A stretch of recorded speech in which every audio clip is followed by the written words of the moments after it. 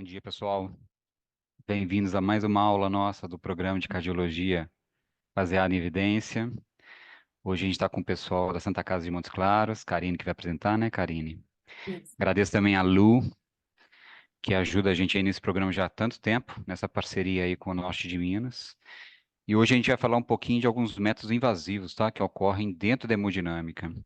É o FFR, o EFR, o OCT e o AIVUS, né? Vocês vão ver que são métodos invasivos que avaliam a funcionalidade e métodos invasivos que avaliam a parte anatômica da doença arterial coronariana. Muita gente pode se perguntar por que que a gente está tentando estudar isso, se isso é do hemodinamicista na mesa do exame, né? Vocês já estudaram os métodos não invasivos, não foi? Nas últimas semanas. A gente viu teste ergométrico, o eco de estresse, vimos a cintilografia, vimos a ressonância, quer dizer, vocês viram modos não invasivos de avaliar a funcionalidade da doença coronariana. Vocês têm que também saber dos métodos que são invasivos. E a escolha do método correto parte da mão do cardiologista também. Se eu vou avaliar de forma invasiva ou não invasiva, e se eu quero funcionalidade ou se eu quero ver anatomia, e como eu quero ver anatomia, também é parte do nosso conhecimento, tá? Então, entender do método, entender como é que ele funciona, o que esperar do método e quais são os estudos que estão envolvidos nesses métodos, é parte do conhecimento que vocês passam aí durante a residência de cardio, tá bom? Então, queria agradecer aí, Karine, pela parceria, Lu também, e vamos para mais uma aula, combinado? Com você. Bom dia, como o Luiz já falou, né? E meu nome é Karine, eu sou residente aqui do segundo ano da Santa Casa de Montes Claros. Hoje a gente vai falar sobre os métodos complementares para avaliação das estenoses coronarianas e, como ele já tinha mencionado, métodos funcionais e métodos anatômicos. Vou começar a falar sobre o método funcional, que é o FFR. É uma sigla que vem do inglês, mas significa reserva de fluxo fracionado. E ela é, na verdade, uma razão entre a pressão distal a essa lesão coronariana sobre a pressão proximal a essa estenose coronariana. Isso tudo em vigência da hiperemia máxima. Então, quando o paciente está sob hiperemia máxima, quando ele tem essa vasodilatação, tanto das coronárias quanto da microcirculação, a gente consegue fazer a comparação, uma relação linear entre pressão e fluxo sanguíneo máximo para esse leito miocárdico. Então, aqui nesse esquema, numa situação hipotética, né, a gente coloca aqui, aqui representado pela cor azul, como se não houvesse nenhuma resistência, então o fluxo que chega para esse leito miocárdico, ele é de 100%. Já na outra imagem, representada pela cor vermelha, que já existe uma estenose coronariana, e aí essa estenose, para a gente saber se essa estenose ela causa ou não isquemia, a gente consegue utilizar o método, né, essa razão matemática, o FFR, para ver quanto de fluxo chega para esse leito miocárdico. Então, aqui nessa situação, na pressão distal, a gente conseguiu colocar como 70 a pressão a proximal, que vai se correlacionar à pressão da aorta de 100. Aqui, então, a gente estabelece que nessa situação, nesse exemplo, foi de 70% o fluxo que chega para esse leito miocárdio. E qual que é a relevância do FFR? Então, assim, o cateterismo, ele é excelente para avaliar as lesões, né, principalmente em situações de urgência, ou situações que a gente tem estenoses importantes, oclusão, suboclusão, mas às vezes quando a gente está diante de lesões moderadas, ou lesões multiarteriais, ou então lesões seriadas, às vezes essas lesões nos geram dúvida se realmente há isquemia para o paciente. Então, nesse contexto, a gente poderia até pensar também nos testes não invasivos, que a gente já estudou. Mas os testes não invasivos, eles também têm sensibilidade e especificidade limitadas. Quando a gente fala de doença multiarterial, às vezes os testes, eles não conseguem precisar qual que é a lesão culpada pela isquemia e pode, inclusive, subestimar essa isquemia. Então, assim, nesse contexto funcional mesmo, para a gente fazer uma avaliação mais fidedigna, o FFR ele entra como padrão ouro para estabelecer a significância hemodinâmica dessa lesão coronária. Ele vai ser interessante também porque ele independe de algumas variáveis. Então, ele não vai depender de frequência cardíaca, de pressão arterial, de contratilidade miocárdica. Então, ele vai ser um método que a gente vai conseguir usar em muitas pessoas. Depois eu vou falar as contraindicações e limitações. Mas as indicações, elas vão ser principalmente nas doenças intermediárias. Inclusive, nossa diretriz, ela traz lesões de 50% a 90%. Ela tem benefício de ser avaliada por FFR. Lesões de tronco da coronária coronária esquerda também, às vezes tem benefício de avaliação, acometimento coronariano multiarterial, lesões seriadas, ou então lesões ostiais ou em bifurcações também é interessante utilizar.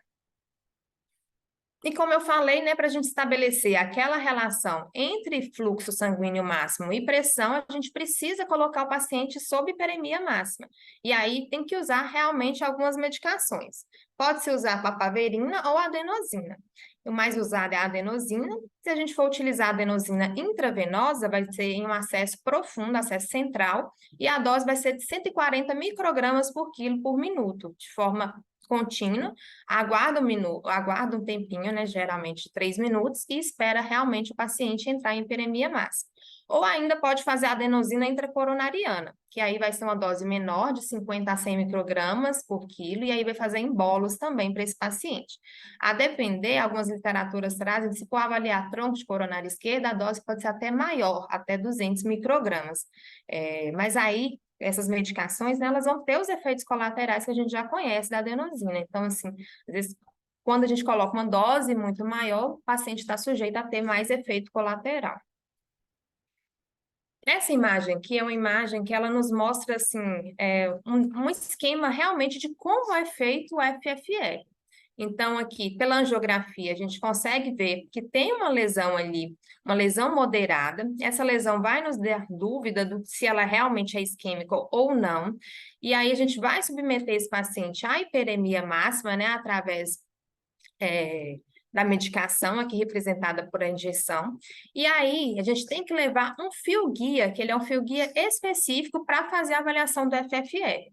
Então, esse fio-guia, ele vai ser direcionado à artéria que a gente vai fazer o estudo, através de um catéter, no cateterismo mesmo, um catéter 6F ou 7F. Direcione esse fio-guia na sua parte distal. Ele vai ter um sensor, e esse sensor, ele precisa ser equalizado assim que ele chega na artéria, para equalizar com a pressão da aorta. E assim que ele é equalizado, né, o paciente em hiperemia máxima, ele vai ser, então, levado à parte distal da estenose coronária e vai avaliar a pressão e vai fazer a comparação com a pressão proximal a essa artéria. Então, essa relação, né, ela vai dar um número, que é aquela que eu falei, que é o fluxo sanguíneo que chega para o leito miocárdico, e esse número, numa situação hipotética em que não há nenhuma resistência, o valor seria 1. Quando a gente coloca, né, que tem uma estenose, a gente vai considerar um valor isquêmico quando for menor ou igual a 0,8, ou seja, quando menos de 80% do fluxo sanguíneo máximo chegar para aquele miocárdico. Aí sim ele está tendo algum tipo de sofrimento, está sendo isquêmico nessa lesão. Aqui um desenho, não, na verdade, uma foto que representa também um paciente que tinha acometimento multiarterial, ele tinha lesão em DA, tinha lesão em CD, tinha dor, e assim, não sabia qual que era dessas lesões que eram causadoras da isquemia dele. Então, a DA, ela realmente tinha um FFR isquêmico, e o CD acaba que foi isquêmico também, porque foi igual a 0,8, mas assim, lesões que pareciam ser mais importantes, parecia que causava mais isquemia, e a lesão de CD foi bem limítrofe. E aqui já são 2 pacientes diferentes, com lesões muito parecidas no terço proximal de DA, sendo que a primeira teve um FFR de 0,67 e o outro de 0,82. Então, apesar de serem parecidas angiograficamente, né, anatomicamente, no método bidimensional, quando a gente faz o teste funcional, a gente percebeu que a segunda lesão, ela é não isquêmica, a primeira foi isquêmica. Então, assim, o FFR tem imensos benefícios, inúmeros benefícios para avaliação para o paciente, principalmente quando a gente não consegue documentar através de métodos não invasivos, mas ele tem algumas limitações também.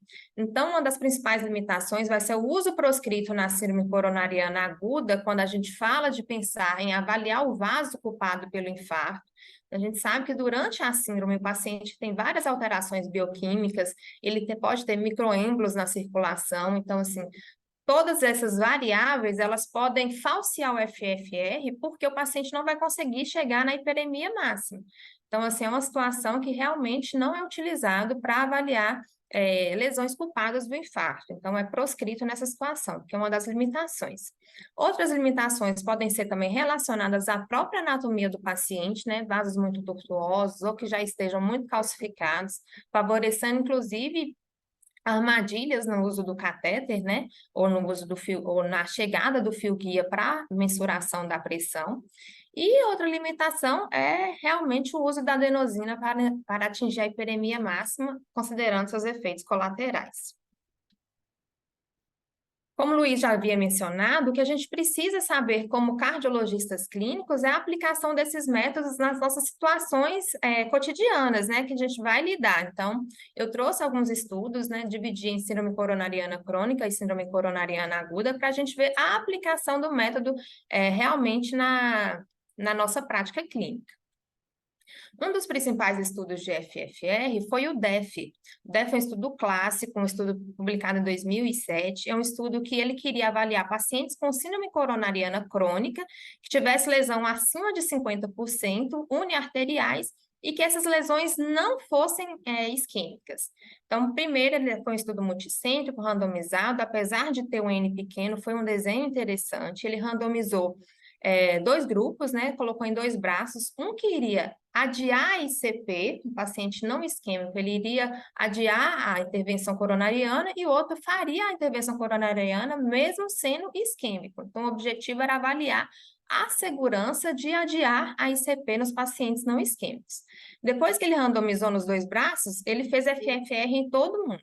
Então, quem tinha FFR isquêmico, ele era direcionado para um outro grupo, que era o grupo de referência, e era submetido a ICP, mesmo se ele tivesse sido eleito para ser alocado no braço de adiar ICP.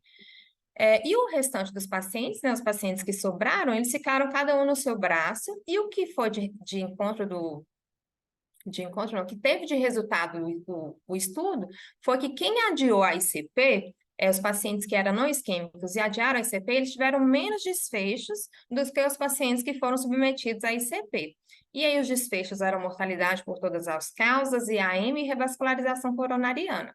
Assim, o estudo ele não teve um P com significância estatística assim, tão importante, mas no segmento de 2 anos e depois teve um segmento de 5 anos, eles concluíram que sim, há segurança em adiar ICP em pacientes não isquêmicos. Lembrar que na época eles consideravam não isquêmicos como um valor de 0,75. Outro estudo importante foi o FEME. O FEME, ele já, enquanto o DEF olhava doença uniarterial, aqui ele queria avaliar pacientes com doença multivascular, que tivesse pelo menos 50% de estenose em pelo menos 2 artérias principais, e ele queria comparar angioplastia guiada por FFR, desde que isquêmica, né, menor que 0,8, ou angioplastia guiada apenas por angiografia. O desfecho era morte, a iminofatal revascularização. E o que eles encontraram é que o grupo FFR, ele teve bem menos evento do que o grupo guiado apenas pela angiografia. Outra coisa também que eles encontraram foi que o grupo FFR, ele usou bem menos stent do que o grupo angiografia. Então, assim, mostrando além do benefício de não ter tanto desfecho, né, de morte à iminofatal revascularização, ainda teve um custo menor por ter usado menos stents. Um outro estudo também que veio para complementar o FFR foi o FEM2. E o FEM2, ele queria avaliar o benefício de fazer em pacientes isquêmicos que tinham FFR menor que 0,8, o benefício de fazer angioplastia e tratamento clínico otimizado ou deixar esse paciente apenas com tratamento clínico otimizado. Então, foi um estudo que ele foi um estudo multicêntrico, randomizado, mas foi um estudo que ele teve um viés, que ele foi um estudo aberto. Ou seja, então o paciente sabia que ele era isquêmico, o médico sabia, o pesquisador sabia que ele era isquêmico, e esses pacientes, na verdade, o estudo ele foi truncado, ele foi interrompido com metade do cálculo amostral, cerca de 54% do cálculo ele foi interrompido, e assim, o que resta para a gente assim, de dúvida, que o NNT foi muito bom, ele foi interrompido com o benefício de tratar, e o que, assim, para a gente deixa um pouquinho de dúvida do estudo foi porque, na verdade, o grupo que teve mais desfecho, né, que foi o tratamento só medicamentoso, ele teve mais desfecho, mas não foi desfecho duro de morte, AM, ele teve mais desfecho a despeito de revascularização urgente. Então, assim, com o viés do estudo ser aberto, será que esses pacientes que eram isquêmicos, que o médico sabia que ele era isquêmico, será que ele não foi tendenciosamente levado a realizar mais revascularização de urgência? Assim, fica uma dúvida no estudo, né? Um estudo truncado, então, assim, mas foi um NNT muito bom, a gente considera um grande estudo também do FFR. O outro estudo foi o FAME3, foi um estudo também publicado em 2021 e é um estudo de não inferioridade. Então, eles queriam comparar DAC multivascular, passível de CP ou CRVM, e aqui, o critério de exclusão, eles excluíam pacientes que tinham lesão de tronco de coronária esquerda ou que tivessem também fração de ejeção menor do que 30%, e comparavam, então, se a ICP guiada por FFR, ela era não inferior à CRVM, desfecho também morte, AM revascularização AVC, e o que eles encontraram de resultado, apesar de muitos esforços assim no estudo, é que a ICP realmente ela é inferior ainda à CRVM em relação à DAC multivascular. Então, foi um estudo que ele não teve um resultado muito bom para o grupo da ICP. Então, o que concluiu foi que realmente CRVM ainda é o padrão para indicação de DAC multivascular. E o último estudo que eu trago de síndrome coronariana crônica foi o FUTURE. Ele queria acompanhar pacientes com síndrome coronariana crônica ou aguda, desde que a aguda estivesse estabilizada, né, com lesão em 2 ou 3 vasos. E aí ele queria comparar a abordagem, e essa abordagem poderia ser ou angioplastia, ou CRVM, ou tratamento medicamentoso, a escolha seria do médico, né, da equipe que tivesse com esse paciente. Abordagem, então ele comparou em 2 braços, abordagem guiada por FFR ou abordagem guiada só pela angiografia. É interessante que o grupo que era da FFR, ele teve menos angioplastia e mais pacientes levados a tratamento medicamentoso. E agora, o CRVM, ele foi bem semelhante em ambos os grupos. Então, foi um estudo que ele foi interrompido, uma comissão de segurança interrompeu o estudo com mais ou menos 800 pacientes, depois de incluídos no estudo. E por que eles interromperam foi por conta do número de mortes no grupo FFR. Então, assim, é um estudo que o próprio autor, quando ele publicou, ele mesmo falou que foi um estudo que deixou mais dúvidas do que respostas. Então, realmente é um estudo que a gente não sabe se essa quantidade de mortes foi ao acaso, não tem muitas respostas, não. Então, esse aqui foi um estudo que ele teve um desfecho também não bom para o grupo FFR. Mas é um estudo também que a gente não consegue ter uma conclusão tão fidedigna também, não. As recomendações das diretrizes, né? Tanto a ESC quanto a nossa diretriz, quanto a ARRA, elas são bem precisas quando elas trazem com classe de recomendação um nível de evidência A, que em pacientes que eles têm lesão moderada e eles não têm documentado através de teste não funcional, teste não invasivo, ou um método funcional, se esse paciente tem isquemia ou não, o FFR, ele é recomendado para avaliação nesse paciente. Pode também ser avaliado em doença multiarterial, né? Só que aqui a diferença é que a ESC traz como recomendação 2A e a nossa traz como classe 1 e nível de evidência A. O que fica de mensagem, então, de FFR na síndrome coronariana crônica é que se ela for acima de 80%, né, se for acima de 0,8, a gente tem segurança em adiar a revascularização, não há benefício em revascularizar. O FFR, ele pode ajudar na decisão de intervenção em lesões intermediárias e lesões multiarteriais em DAC estável, e CRVM ainda é preferível à revascularização guiada por FFR na DAC multiarterial. Já o FFR, na síndrome coronariana aguda, eu trouxe o DANAMI-3, que é um estudo também importante para o FFR, no contexto de síndrome coronariana aguda, e ele queria avaliar pacientes que eram multivasculares, que chegou com IAM com supra, que já tinham sido submetidos à ICP primária com sucesso, e que tinham 1 ou 2 lesões ainda para tratar.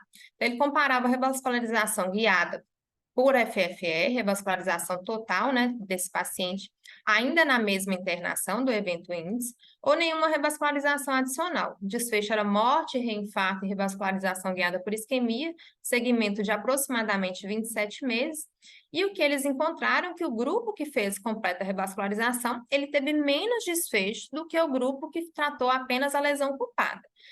Um NNT de 11, um NNT muito bom, né?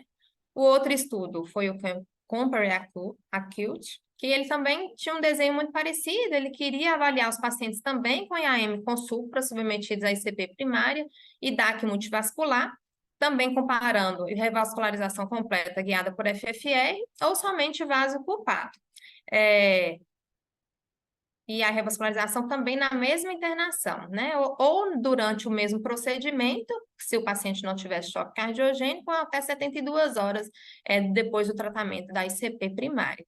E o segmento aproximadamente de 1 ano, e realmente o grupo que fez completa revascularização, ele teve menos eventos do que o grupo que tratou apenas a lesão culpada.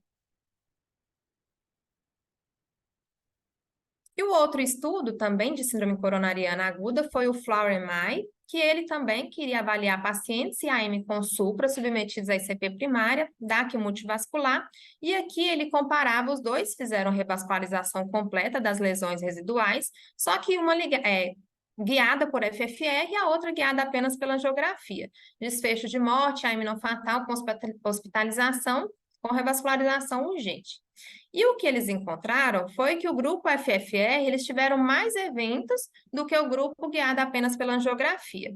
Foi um estudo que ele também tem um viés, foi porque ele tem um intervalo de confiança muito aumentado, então, assim, um P sem significância estatística, então, um estudo também que apesar de ter sido um estudo importante para a síndrome coronariana aguda, é um estudo também que nos deixa algumas dúvidas em relação a determinar ou não se o FFR pode ser considerado para avaliar essas outras lesões, em relação à angiografia puramente. O que traz de recomendação para a síndrome coronariana aguda as diretrizes é que pode ser utilizado para avaliar as lesões que não sejam culpadas do infarto com supra, né? Ou avaliar, inclusive, lesões moderadas do IAM sem supra. Então, aqui, de mensagem, FFR pode auxiliar na definição de intervenção em artérias não ocupadas na síndrome coronariana com supra de ST, com benefício em revascularização. O FFR pode ajudar na decisão de intervenção em lesões intermediárias na síndrome sem supra, com benefício também em revascularização de urgência. E o outro método funcional para a gente avaliar o comprometimento dessa estenose coronariana é o IFR, que na verdade, um FFR que a gente não utiliza hiperemia máxima. Então, é a razão instantânea livre de ondas. A gente faz a razão também entre a pressão distal à lesão coronariana sobre a pressão proximal, a pressão aorta dessa lesão, né? Só que ao invés de deixar o paciente em hiperemia máxima, ele vai ser feito num período específico da diástole, que é um período livre de ondas. Então, aqui nesse gráfico que eu coloquei aqui à direita, a gente consegue ver onde está chanfrado de verde, que é um período, então, que ele tem como se fosse uma resistência coronariana instável. Então, aqui também a gente consegue fazer a mensuração da pressão e correlacionar com o fluxo sanguíneo máximo ofertado para aquele miocárdio.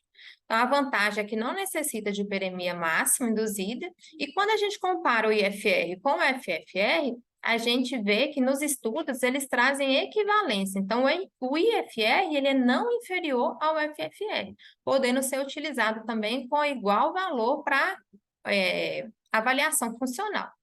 A diferença é que, enquanto o FFR a gente considerava 0,8, no IFR a gente considera um valor um pouco aumentado. Então, para lesão isquêmica tem que ser acima de 0,89 e lesão isquêmica abaixo desse valor. Trouxe só 2 estudos que compara, na verdade, o IFR com o FFR, né? Um foi o Define-Flare, que comparava pacientes com DAC, com pelo menos uma lesão de 40% a 70%. Essas lesões, elas eram submetidas à revascularização ou guiada por FFR ou IFR, é um estudo de não inferioridade, e o que eles encontraram como resultado que não teve tanta diferença de desfecho entre o IFR e o FFR. E o outro estudo foi o Sweetheart, também, que era um estudo que tinha um desenho parecido, só que aqui eles adicionaram, além do pacientes com DAC crônica, eles colocaram angina estável e AM sem supra também. E aí compararam também revascularização guiada por IFR contra FFR. E também perceberam que era bem semelhante à taxa de desfecho, e o IFR realmente ele é não inferior ao FFR. Recomendação da diretriz vai ser bem semelhante, já que são equivalentes, né, o IFR e o FFR, então vai seguir as mesmas recomendações. E o que fica de mensagem para a gente quanto ao IFR é que o IFR ele tem menos efeitos colaterais que o FFR e possui equivalente valor para avaliar a isquemia que o FFR.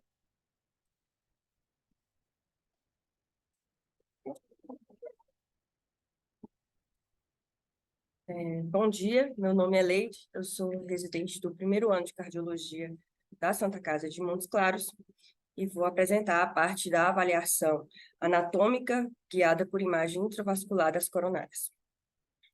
O AIVUS, ele é um ultrassom intravascular, que é um método diagnóstico complementar à angiografia. Ele fornece informações sobre as dimensões do lumen coronariano, características da placa, gravidade da lesão, identifica a presença de trombos e permite uma avaliação pré e pós-stent, otimizando a implantação do stent na revascularização.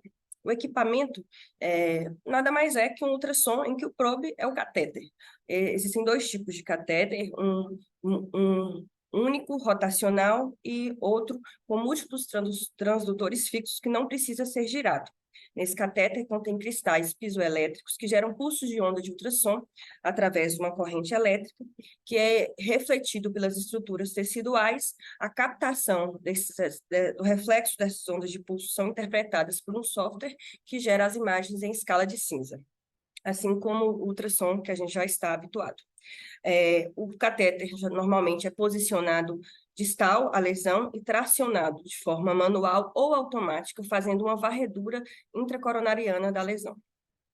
A formação das imagens se dá através da ecogenicidade das estruturas, em que as estruturas mais hiperecóicas, como as placas calcificadas, geram um sinal mais intenso, formando uma imagem mais branca no ultrassom, e as estruturas mais anecoicas e hipoecóicas geram imagens mais escuras, como, por exemplo, possibilitando diferenciar placas de conteúdo lipídico de placas de cálcio. Nessa primeira imagem, é possível ver uma imagem escura, composta principalmente por um lago lipídico. Na segunda imagem, nós temos uma transição, a placa fica mais branca, é composta por mais fibrose, e na última imagem, essa extensão da placa branca é uma placa calcificada. A aplicação do AIVUS na avaliação das estenoses tem como padrão de referência a reserva de fluxo fracionado. Através do AIVUS é feito diversas medidas sobre a lesão e após a lesão, em que se mede a área luminal de referência e a área luminal sobre a lesão. E a partir dessas medidas é feita a medida da área mínima do lumen, que tem relação com a reserva de fluxo fracionado. No tronco da coronária esquerda, esse valor é 6 milímetros quadrados e corresponde a um FFR de 0,8. Nas coronárias que não sejam o tronco da coronária esquerda, esse valor é 4 milímetros quadrados, que corresponde a uma reserva de fluxo de 0,8. Através do ultrassom, também é possível medir a área da placa, a área de estenose que essa placa causa e a carga da placa. Essas medidas vão auxiliar no prognóstico, na avaliação prognóstica do tratamento dessa lesão. Outras características que o AIVUS proporciona na avaliação das lesões é diferenciar se a placa é não calcificada ou se a placa é calcificada. As não calcificadas ainda são divididas em placas moles e placas duras, sendo as placas moles compostas tendo uma composição maior de lipídio, enquanto as placas duras uma composição maior de fibrose. Isso é importante na estratificação prognóstica a longo prazo, quando se implanta o stent, pois as placas moles, elas têm quando o stent é aberto sobre placas moles, ele tem uma tendência maior à estenose, enquanto que quando ele é posicionado sobre placas duras, às vezes é possível abordar essa lesão com uma dilatação, com balões cortantes, antes da implantação do stent.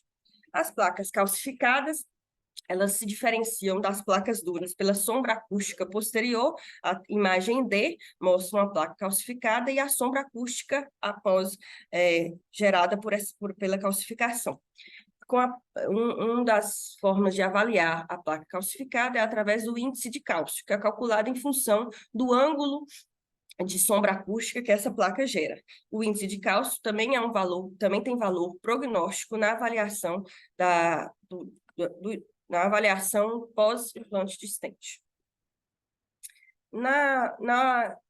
O AIVUS, como guia para intervenção coronariana percutânea, tem um componente pré-implante, onde ele vai orientar a aterrissagem e a dimensionamento do stent. E é particularmente relevante em locais anatomicamente complexos, como a bifurcação do tronco da coronária esquerda. E pós-implante, ele vai avaliar a subexpansão do stent, má posição, dissecção de bordas e prolapsos teciduais, características que são preditores de trombose de stent. Na primeira imagem, é possível ver a posição incompleta do stent, observado pelo espaço entre a haste e a parede do vaso, a má expansão do stent, formando um lumen reduzido em relação à área de referência, e uma dissecção na borda do stent, que é um trauma que acontece após a expansão do stent, que também é preditor de trombose do stent. As recomendações do Colégio Americano de Cardiologia hoje são 2A, para o uso do AIVUS na avaliação de lesões intermediárias e classificação da gravidade dessas lesões, e 2A também no uso do AIVUS para guiar o implante de stent em lesões complexas, especialmente no tronco da coronária esquerda. Ele também tem uma classificação 2A, para tanto a OCT quanto o AIVUS, a OCT eu já vou falar, para determinar as causas de falência do stent. A tomografia de coerência óptica é um outro método diagnóstico complementar à angiografia. Ela fornece imagens detalhadas do lúmen coronariano com a resolução 10 vezes maior que o ultrassom. Ela permite a visualização de microestruturas da placa, a composição dessas placas em lipídios, em macrófagos, características que causam mais vulnerabilidade, que tornam essa placa mais vulnerável. Esse quadro compara o AIVUS e a OCT em resolução axial, profundidade, cor, uso de contraste e a velocidade do pullback, que é o movimento do catéter antes e após a lesão durante a varredura. O AIVUS ele possui maior profundidade em relação ao CT, mas o CT possui uma resolução muito maior. A OCT necessita de um catéter de fibra óptica que emite luz infravermelha, é o mesmo mecanismo do ultrassom. A diferença é que o ultrassom emite ondas sonoras e a OCT emite luz infravermelha. E o catéter ele registra a reflexão, o atraso e a intensidade com que essa luz retorna ao catéter. Simultaneamente, a forma em que é girado e caminha ao longo da lesão, fazendo uma varredura da lesão. Ele já foi feito com um mecanismo de domínio de tempo e domínio de frequência. A diferença desses é que o domínio de tempo exigia a oclusão distal da coronária e a lavagem do lumen da coronária com soro para a criação das imagens, uma vez que a presença do sangue intracoronariano, ele interfere na aquisição das imagens. E o domínio de frequência não exige essa oclusão distal à lesão e permite que a lavagem seja feita com contraste durante a criação das imagens. O domínio de frequência também tem uma velocidade de aquisição maior com uma definição maior das estruturas. Devido à sua alta resolução, a OCT permite a diferenciação dos tecidos que compõem a parede da coronária, diferenciando lâmina elástica interna e externa e distinguindo as camadas íntima, média e adventícia. Esse padrão, a íntima, ela brilha, a média não brilha e a adventícia brilha. Esse padrão brilha, não brilha e brilha é o chamado de padrão trilaminar, típico da parede da coronária, e uma distorção nesse padrão laminar é que indica a presença de deposição de lipídios, de cálcios na parede e a formação da placa. A OCT ela pode ser usada em várias situações no estudo das coronárias, identificando a placa culpada numa síndrome coronariana aguda, placas vulneráveis e estudando a anatomia pela severidade da estenose. Durante a intervenção coronariana percutânea, a ICT permite preparar a lesão e otimizar o implante do stent. A avaliação da placa pela OCT ela é mais detalhada, permite detectar a presença de lipídios, a presença de macrófagos ativados e identificar o fibroateroma de capa fina, que na maioria das vezes é a lesão culpada nas síndromes coronarianas agudas e é considerada uma placa vulnerável. Esse fibroateroma de capa fina é identificado através da deposição de lipídio em dois ou mais quadrantes da coronária e a presença de uma capa fibrosa que tenha menos de 65 micrômetros em algum ponto da placa. Na avaliação pré-stent, a OCT permite dimensionar o tamanho e o comprimento do stent e do melhor local para a implantação. Permite distinguir a superfície calcificada e a profundidade dessa calcificação, avaliando a necessidade de aterectomia, litotripsia ou balões de corte.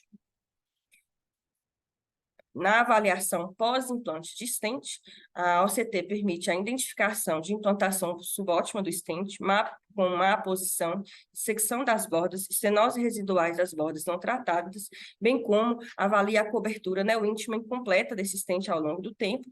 Essas características que são avaliadas no pós-implante, elas são preditores de trombose de stent. Nessa imagem, em A, é possível ver a dissecção da borda do stent, em B, a má aposição, que é mostrado pelo espaço entre a parede do lumen e as hastes do stent, e em C, a subexpansão do stent, que é definida como uma área mínima do stent menor que 90% da área média de referência do lumen proximal e distal à lesão. Alguns parâmetros comparando o AIVUS e o OCT pré-implante de stent, em que o OCT possui superioridade ao OCT na visualização da camada íntima, na avaliação de microestruturas da placa, na avaliação da calcificação da placa e na identificação de placas vulneráveis na presença de trombos. O AIVUS ele vai ser superior ao OCT na visualização da camada, da lâmina elástica externa e na quantificação da carga da placa, fator que também é preditor de pior prognóstico após o tratamento da síndrome coronariana. Pós-implante de stent, a OCT é superior para avaliar a má aposição do stent, prolapso da placa, dissecção da placa, falência dessa placa e a reepitelização da placa. O AIVUS ele só vai ser superior ao OCT na avaliação pós-stent nas lesões à esquerda e lesões ostiais.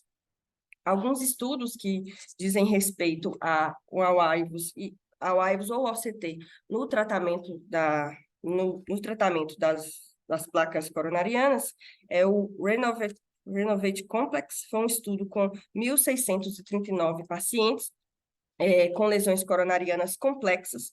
A intervenção foi a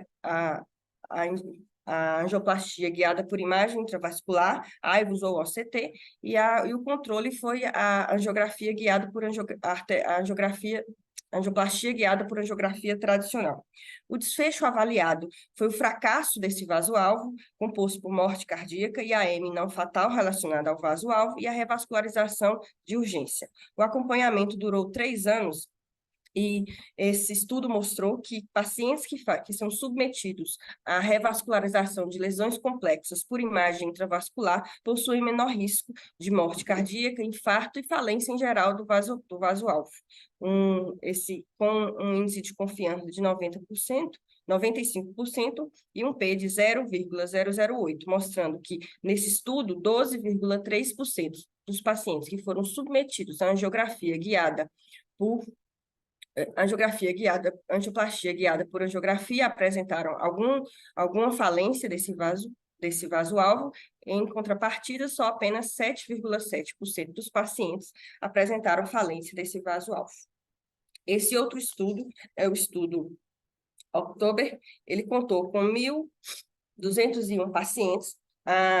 a população era composta por pacientes que foram submetidos à intervenção coronariana percutânea em lesões bifurcadas e complexas. A intervenção foi a angioplastia guiada por tomografia de coerência óptica e o controle foi a angiografia guiada por angioplastia guiada por angiografia tradicional. Os eventos adversos, os desfechos analisados foram compostos por eventos adversos cardíacos maiores, morte cardíaca e AM da lesão-alvo, a necessidade de revascularização da lesão-alvo guiado por isquemia por um período de 2 anos. A grande conclusão desse estudo foi a menor incidência de eventos cardíacos maiores em pacientes que foram submetidos à angioplastia guiada por OCT. Esse outro estudo é o Illumin 4, é um estudo muito famoso que comparou pacientes submetidos à tomografia de coerência, submetidos à intervenção coronariana percutânea guiada por tomografia de coerência óptica e guiado por angiografia tradicional. O desfecho analisado foi a área mínima do stent pós-procedimento, num segmento de 2 anos. E esse estudo mostrou uma diferença de 0,36 milímetros quadrados na área do stent, quando o procedimento foi guiado por tomografia, com um intervalo de referência de 95 e um P muito bom, menor que 0,001. Outros desfechos analisados foi a falência do vaso-alvo, que também foi maior nos pacientes que foram submetidos à angioplastia guiada por angiografia, a eventos trombóticos e a falência do stent, também foi maior no grupo que foi submetido à ICT guiada por angiografia tradicional. Esse outro estudo é o Optivus, ele foi feito em pacientes submetidos à intervenção coronariana percutânea, foram 2.008 pacientes, eles foram separados no grupo de intervenção, que foi a ICP guiada por tomografia de coerência óptica, e o controle foram pacientes que fizeram a angioplastia guiada por ultrassom intracoronariano. O desfecho analisado foi a falência do vaso-alvo em 1 ano, além de complicações durante o procedimento. O tempo de observação foi de 1 ano e a conclusão foi que não houve superioridade da OCT em relação ao AIVUS na presença de desfechos, a presença de falha do vaso-alvo durante o segmento. Uma meta-análise publicada no último congresso da Sociedade Europeia de Cardiologia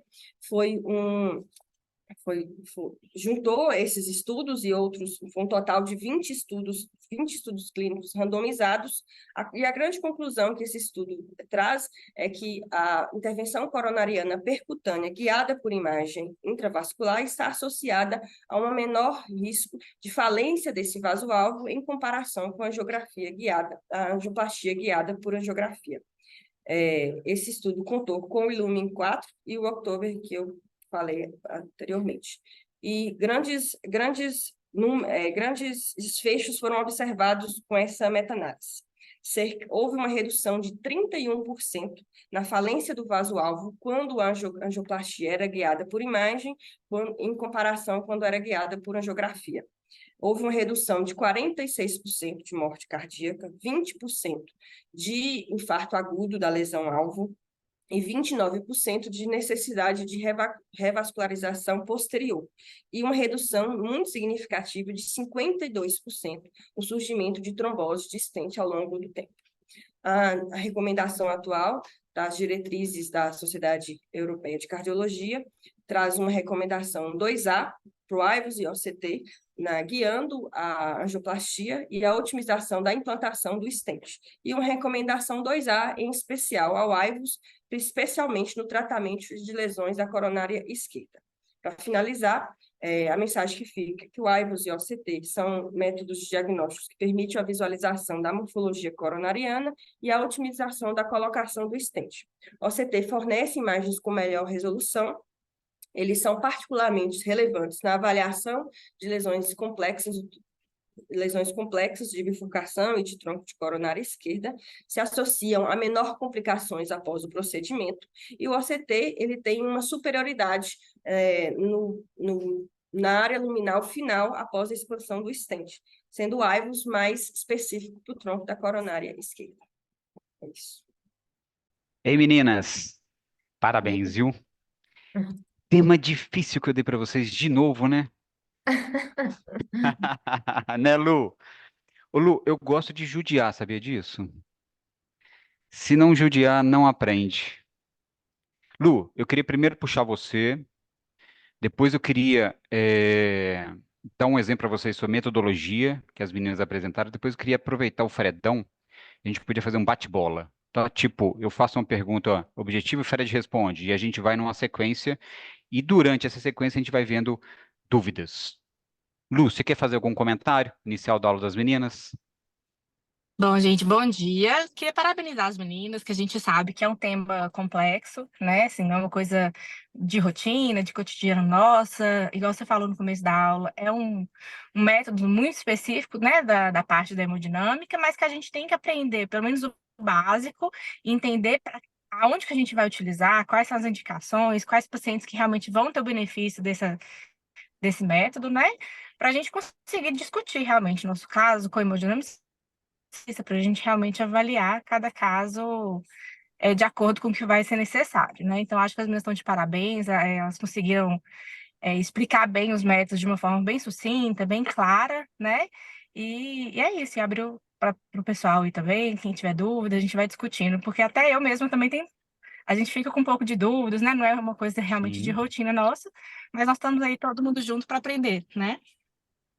Legal, Lu, parabéns, tá? Parabéns aí pela residência e parabéns pela preceptoria da aula, tá bom? Meninas, volta a apresentação para mim rapidinho. Eu Uhum. queria que vocês colocassem no slide. Coloca no slide, por exemplo, está o Renovate.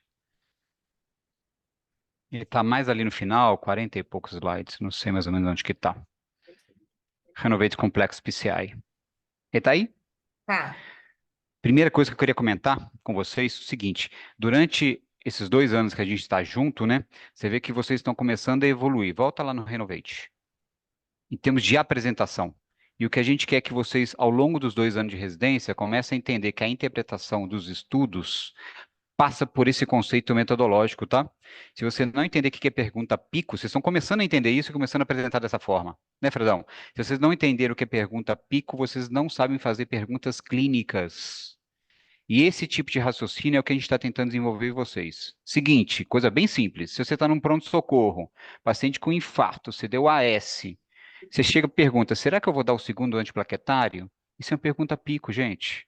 Qual que é a situação? Sincronina aguda. Qual que é a intervenção? Dá o segundo antiplaquetário. Qual que é o controle? Não dá o segundo antiplaquetário. O que que você espera? Diminuir trombose de stent, diminuir morte, diminuir infarto, entendeu? Se você não consegue pegar na sua prática clínica e transformar isso em perguntas clínicas, vocês não sabem estudar. E aí vem o segundo passo. Todo estudo randomizado, e prestem bem atenção, tá? E toda meta-análise, ele é montado em cima de pergunta pico. Então, quando você monta a pergunta na sua cabeça e a hora que você vai procurar a informação, você tem que saber organizar de uma forma correta, senão você vai procurar informação errada e fazer perguntas erradas, combinado? Então, vocês já evoluíram na cabeça de vocês na apresentação dos trials. E segundo, quando a gente apresenta dados dos trials, como vocês estão mostrando, a gente não fica descrevendo frases. A gente olha o gráfico, por exemplo, curva de Kaplan-Meier, e olha a medida de associação. Então, vocês vão aprender a ler estudos olhando a metodologia, a medida de associação e o dado da tabela de resultado, e mais nada. Com isso, você tira a interpretação. Ok? É lógico que ao longo desse trabalho que nós estamos fazendo nos 2 anos, vocês vão aprendendo conceitos novos e vocês vão errando. Exemplo, não inferioridade não é equivalência, tá? E a gente vai falar um pouquinho mais sobre isso. Pode ser? Predão, vamos falar do FFR, que é um método super legal. Foi o primeiro método que a gente avaliou aí a funcionalidade de uma forma invasiva, a gente sempre fez de forma não invasiva. Entender como é que o método funciona, gente, a questão da hiperemia, a questão da razão, é vocês entenderem a fisiologia da coronária, tá? E isso é importante vocês entenderem também o método não invasivo, senão você não entende cintilografia, por exemplo, tá? Que a questão do vaso já está hiperemiado, vasodilatado no máximo que ele pode ou não está. Pode ser? Predão, vamos falar do FFR, que é um método super legal. Foi o primeiro método que a gente avaliou aí a funcionalidade de uma forma invasiva, a gente sempre fez de forma não invasiva. Entender como é que o método funciona, gente, a questão da hiperemia, a questão da razão, é vocês entenderem a fisiologia da coronária, tá? E isso é importante para vocês entenderem também o método não invasivo, senão você não entende cintilografia, por exemplo, tá? Que a questão do vaso já está hiperemiado, vasodilatado, no máximo que ele pode, ou não está. Fredão, a gente tem uma série de estudos que vieram ali na sequência, né? Para você poder entender a aplicação do FFR. Então, primeiro você tem que entender qual que é o ponto de corte, que você define como funcionalmente isquêmico, né? E aonde você pode ter mais segurança em tratar e não tratar. Depois você compara o método funcional com a angiografia, que aí vem o primeiro frame, quer dizer, eu quero saber se o método funcional e a angiografia, aonde que eu estou nessa posição. E aí você passa para o conceito de que, se eu tenho isquemia, será que vale a pena eu tratar ou não tratar? Que é o FAME2, e por último eu passo a comparar com a cirurgia. Você vê que existe uma sequência lógica dos estudos, né? O que você acha em relação ao FFR, em relação ao ponto de corte 0,75, 0,80, a comparação com a angiografia, você toma a decisão se a lesão é grave ou não, os resultados do FAME2, quer dizer, vale a pena você realmente tratar a lesão que é isquêmica e qual foi o resultado que ele trouxe e a comparação com cirurgia. Fala um pouquinho sobre FFR. Bom dia a todos. Meninas, parabéns aí, porque eu sei que é um tema espinhoso, que a gente estuda a vida inteira e às vezes vocês têm que passar numa aula, então assim, é complexo. Em relação ao FFR, eu acho que algumas coisas são importantes, né?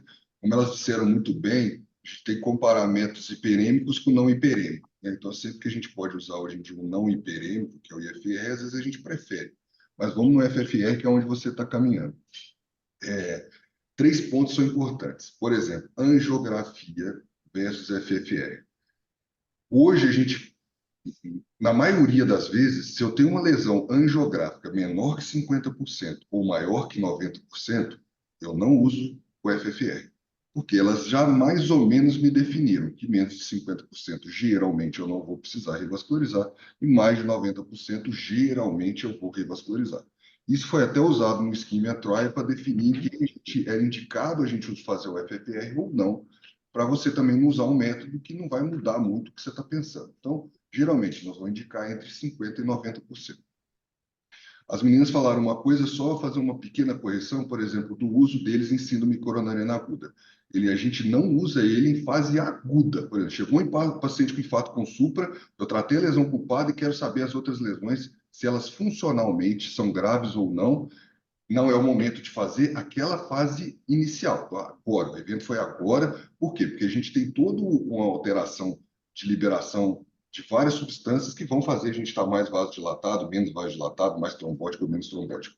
Então, assim, só que no segundo passo da síndrome coronariana aguda, ele ajuda demais. Então, no primeiro momento, por exemplo, tratei a lesão culpada, foi infarto com supra inferior, tratei a coronária direita e tenho duas lesões para avaliar em descendente anterior e circunflexa. No segundo momento, quando eu for entrar para tratar, aí sim o FFR vai me ajudar bastante a definir se eu vou tratar essa lesão ou não, principalmente se ela tiver entre 50% e 90%. O valor de corte que a gente mais usa, que ele foi o mais embasado, é o de 80%, como elas falaram, que o 0,75 foi o trial lá mais inicial, e a seguir veio o mais robusto, que aí a gente usa hoje o ponto de corte de 0,80 mesmo.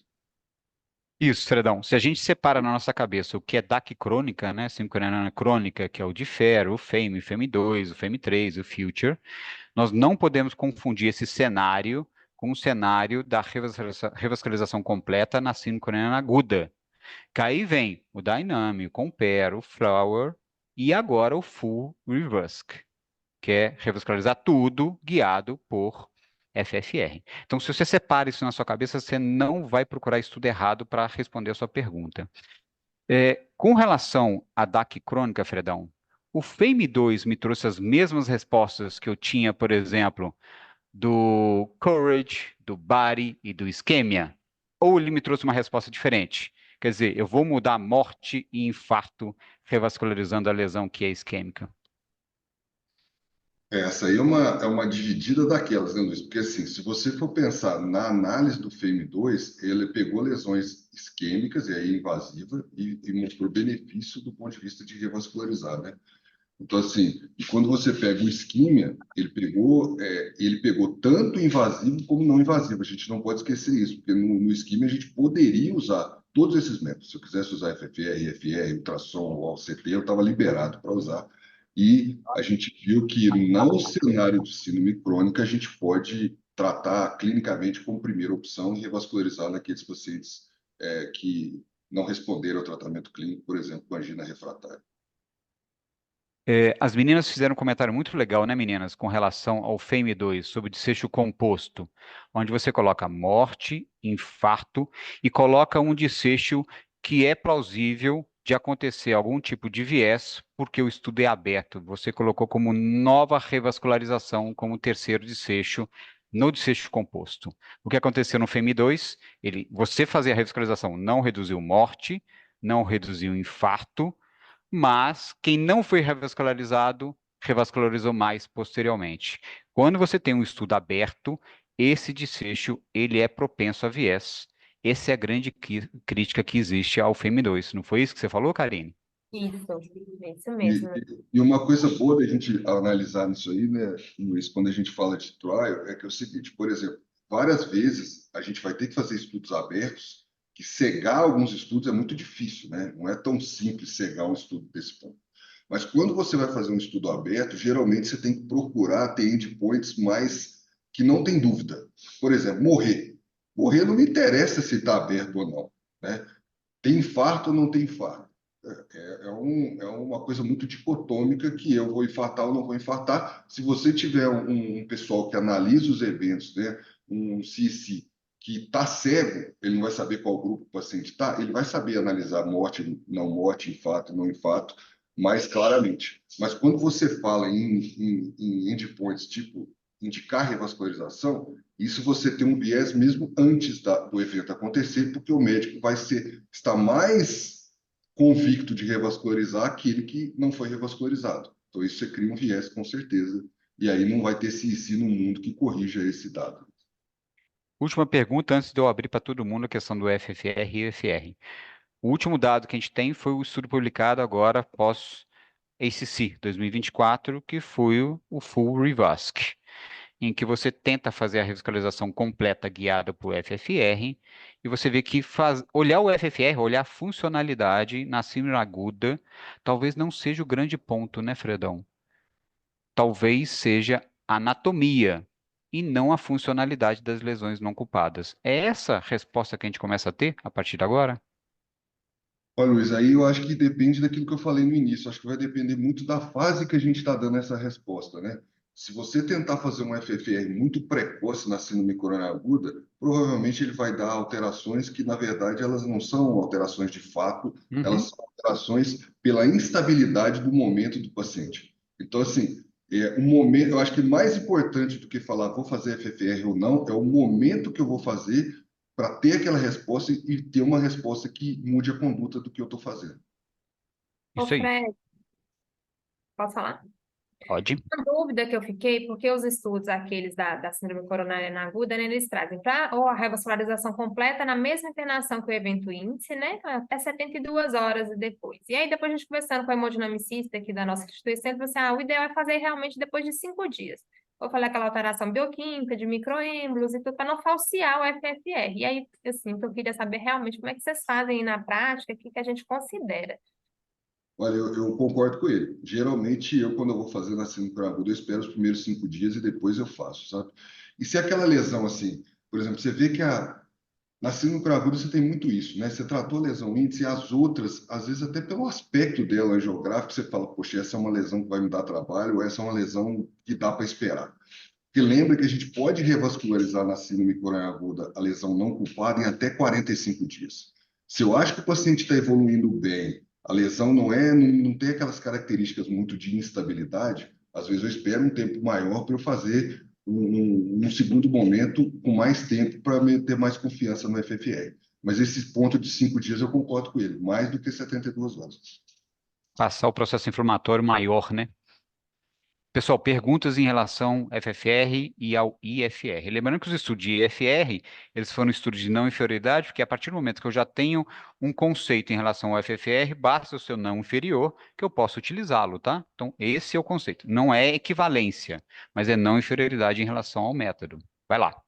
Perguntas. Ficou um pouco mais claro na cabeça de vocês? O FFR e o IFR? Eu acho que sim, né? Fred, eu vou ter um tanto de pergunta e depois a gente senta para conversar, porque são métodos complexos, tá? E a partir daí a gente Ô, sai da Luiz, funcional. Oi, vamos lá, Fredão. só falar uma coisa que elas podem mostrar lá, por exemplo, o FEM3 que você perguntou, né? Uhum. Apesar dele ter a angioplastia ter perdido, olha a margem de não inferioridade que eles colocaram, né? É uma margem absurda de não inferioridade. Então, assim, lembrando que não inferior, o que que eu estou fazendo? Eu estou aceitando perder. Eu vou perder pelo tratamento padrão, mas eu vou perder num valor que outras coisas me compensam. Tipo, eu vou usar, eu vou perder comparando dupla terapia plaquetária versus monoterapia. Eu posso perder um pouquinho no endpoint isquêmico, e aí eu tenho que calcular bem, existem métodos estatísticos para calcular a margem de não inferioridade, não tirar da cabeça como a maioria faz, mas eu vou ganhar tanto do ponto de vista de sangrar menos, que eu vou aceitar perder um pouquinho do ponto de vista de proteção isquêmica. Então é isso que vocês têm que ter na cabeça, assim. Eu vou aceitar perder, mas tem que ser uma quantidade de perda que seja factível. Eu não posso perder de Isso. balaiada e aceitar que eu perdi de balaiada. Então, assim, o FEM3, mesmo que ele fosse não inferior, você tinha que parar e pensar, poxa, com uma margem de não inferioridade dessa, será que eu aceito perder tanto assim? Vocês têm que olhar o estudo e pensar nisso. Era Olha isso, que né? Eles legal. colocaram que a não inferioridade, né, eles considerariam até 65% assim, de eventos. Então, realmente é uma taxa muito alta. E ainda assim, ele foi inferior, né? Se vocês pararem para pensar, estudo de superioridade você lê de uma forma, não inferioridade você lê de outra forma. E vocês têm que aprender a ver os estudos de não inferioridade, tá? A gente tem cada vez mais estudos de não inferioridade. O que que é margem de não inferioridade, que você aceita ser um pouquinho pior, um pouquinho maior, e o quanto que isso é factível, o quanto que você aceita dessa margem, entendeu? Perdão, vamos falar um pouquinho da anatomia, porque a anatomia agora está em voga, né? Ainda mais com o último estudo que foi publicado aí na New England, que saiu também no ACC, que foi o Prevent. Enquanto que no FFR a gente está pensando separar na nossa cabeça TAC crônica e síndrome aguda, quando você pensa em método anatômico, você tem duas grandes aplicabilidades, né? Você pode querer caracterizar a placa. Na hora que você caracteriza a placa, você está pensando muito mais em prevenção, ou você pode ajudar a intervenção, que é o pré e pós, onde eu vou escolher o stent, colocar o stent de uma forma mais apropriada dentro da lesão, fazer a posição das hastes de uma forma mais apropriada e ver se não teve complicação. Quer dizer, uma coisa é ajudar o procedimento, outra coisa é eu ver a caracterização da placa e ver o que eu vou fazer com ela. Então vamos lá. Para você, ajuda muito, muito no auxílio da ICP? E o que que o Renovate trouxe aí de dado robusto para a gente pensar que vale a pena utilizar OCT ou AIVUS? A primeira coisa que eu acho que é bom a gente diferenciar, as meninas já começaram a fazer isso muito bem, é a diferença entre o IVUS e o OCT, né? O IVUS surgiu primeiro, então tem mais gente que tem mão com ele, mas o IVUS ele tem uma grande vantagem em relação ao OCT, que é eu enxergar mais profundo. Então eu vejo a placa mais dentro, assim, que o OCT não me dá. Outra diferença entre eles, o OCT ele me dá mais definição para eu ver ali o início, se aquela placa tem uma carapaça fibrosa mais fina ou não, isso ele me ajuda mais do que o IVUS.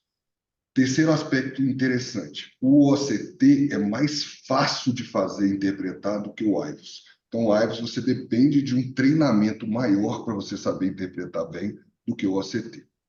Então, esse é um outro ponto. E o quarto ponto que eu acho interessante é que o IVUS você pode associar uma coisa que eu acho muito interessante, que é a histologia virtual. Então, você vê aquele núcleo lipídico grande, tem como você ver se aquele núcleo lipídico está nos mostrando que é o núcleo lipídico mais inflamado ou não. Então, eu acho que são características diferentes dos dois que a gente tem que entender antes da gente escolher um método ou outro.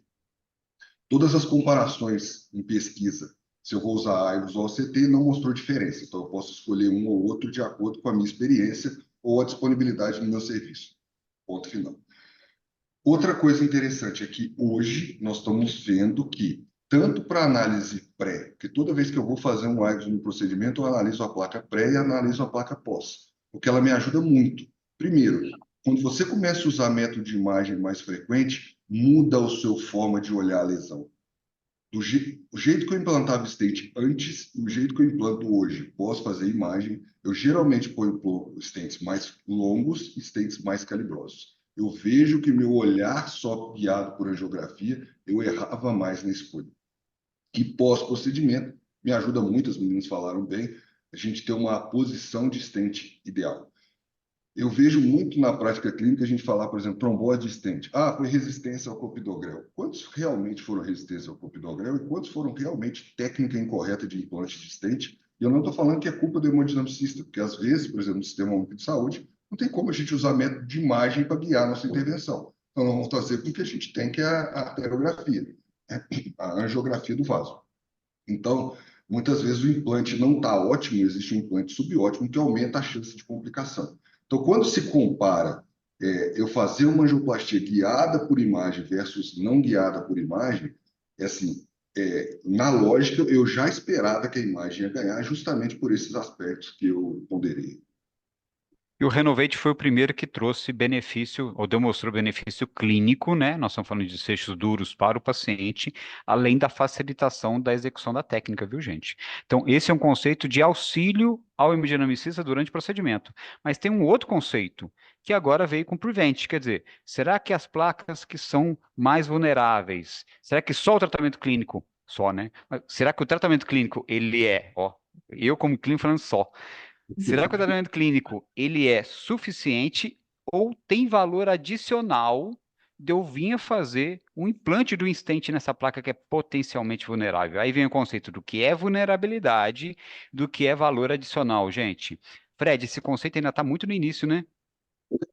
A verdade é o seguinte, o Prevent, eu só tenho um elogio a ele. A ideia é muito boa. O resto foi porcaria. Vamos destrinchar ele. Primeiro, você ter uma ideia, isso eu acho que é uma coisa que aflige todo cardiologista, não só o intervencionista, mas todo cardiologista. E a gente vê que, por exemplo, vou dar um exemplo do score de cálcio. Score de cálcio que foi a aula passada, né? O score de cálcio alto nos dá muita predição de evento. Mas eu posso ter um paciente que tem um score de cálcio zero e eu tenho uma placa instável. E esse paciente vai ter evento. E eu não vi pelo score de cálcio. Nessa definição de placa instável, que geralmente vai nos dar mais evento, e às vezes ela é uma placa de 40%, 30%, que na ciência de hoje a gente não deveria revascularizar, não deveria tratar esse paciente. E aí esse paciente está ficando, a gente tem uma zona cinzenta cega aí do que fazer. Então, o Prevent foi uma ideia boa. Então, eu tenho uma placa instável, o que que eu vou fazer com ela? É suficiente o tratamento clínico utilizado ou eu tenho que fazer algo a mais? Aí entra as críticas. O que que é uma placa instável? 90% dos pacientes do Prevent não tinha placa instável. Então, se vocês forem ler o trial, vocês vão ver que eles caracterizaram como instabilidade por exemplo, uma área luminal menor que 4. Isso nos diz que aquele diâmetro, por exemplo, se for na descendente anterior do tronco de coronária esquerda, é, na verdade, uma lesão grave, não uma lesão instável. Então, ela é obstrutiva significativa, não instabilidade. Segunda coisa, eles olharam o volume de placa lipídica. Volume de placa lipídica não me diz instabilidade. Eu poderia falar que ela era instável se eu usasse a histologia virtual e visse que ela é muito inflamada, ou se associada ao volume de placa eu tivesse uma carapaça fibrosa muito fina. Então, assim, 90% do que eles me disseram que era instável não era instável. Então, esse é um recado importante que vocês têm que levar. Não todo mundo vai começar a revascularizar lesões leves ou moderadas, né, Fredão? Achando que agora a onda pelo Prevent é botar stent em todo tipo de lesão que tiver, porque eu vi na tomografia. Cuidado, hein, gente? 35% dos pacientes usaram o stent bioabsorvível, né? Provavelmente eles colocaram, porque estava naquela onda de bioabsorvível, e falou, poxa, nós vamos fazer um trial, nós vamos sair na frente de todo mundo, porque nós estamos usando stent que ninguém usou. Mas que na prática clínica ele foi descontinuado inicialmente por causa de trombose deles, Na minha visão, foi mais por questão técnica, porque ele é mais difícil implantar, e o hemodinamicista nem sempre tem paciência de implantar na forma como era indicado, mas, a princípio, e com os dados que a gente tem hoje, ele ainda está em reanálise, tentando melhorar algumas coisas nele. Então, assim, dois recados importantes. O que eles colocaram como placa instável não era placa instável e que 35% dos pacientes usaram um tratamento que na prática clínica a gente não vai usar. Então, extrapolar o Prevent para a nossa prática clínica hoje, eu não acho que é correto. Eu acho que ele não deu resposta para isso, apesar de achar a ideia do Troy fantástica. Acho que foi uma ideia boa executada de forma incorreta. Vamos lá, pessoal, perguntas. Eu espero que eu tenha conseguido, pelo menos, clarear na cabeça de vocês a sequência de raciocínio, tá? Vai lá.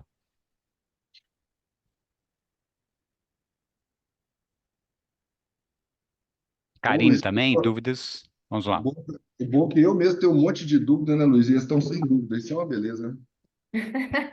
Fred, Marcela, tudo É, bom? tudo bom? É, qual que sai mais caro, o ODT? Olha, Marcelo, os dois são muito parecidos, o OCT e o IVOS, de preço, assim, eles são muito parecidos, não tem tanta diferença, Ah, sabe? Ele é mais questão o aparelho, o centro ter ele, custa mais caro, entendeu? Então, assim, às vezes seu centro vai ter o OCT ou seu centro vai ter IVOS. Eu acho que, assim, aham, guiar por um ou por outro, não vejo muita diferença, não. Por exemplo, eu uso mais IVOS que OCT. Mas se eu tá. tiver o OCT na mão ou tiver o IVOS, eu não vejo que, para algumas coisas, eu ia preferir um ou outro, mas no dia a dia mesmo, ter um ou outro já ajuda demais. Mas pro tronco é diferente, né, Fred? Lesão proximal no tronco. Por É, que que eu não posso usar o ACT? É porque, na verdade, é pela aquela máxima que as meninas até colocaram aquele quadrinho que compara um com o outro, que ajuda demais a gente a entender isso, né? Então, assim, lesões de ósteo, porque aí nós estamos falando ósteo de tronco e ósteo de coronário direito, nós não estamos falando de lesão coronária, nós estamos falando geralmente de lesão de aorta. E aí a profundidade vai fazer muita diferença para mim nessa análise. Mais perguntas, gente?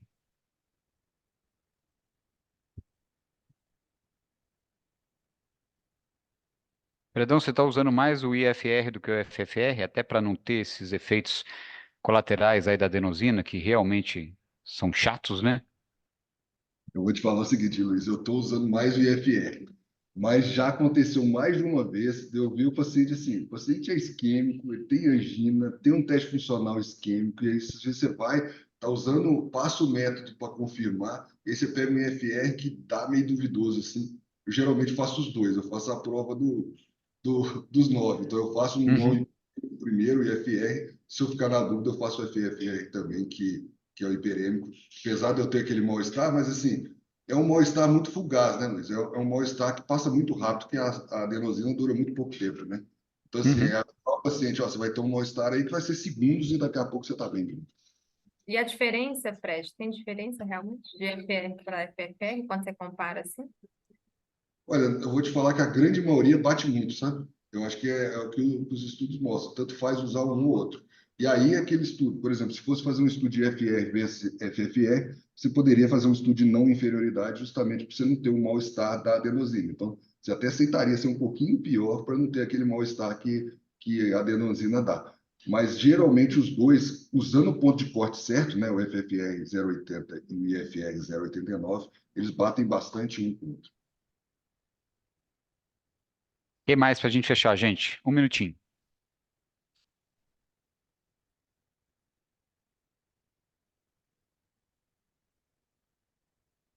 Ou podemos fechar? Eu tenho uma dúvida aqui. Eita.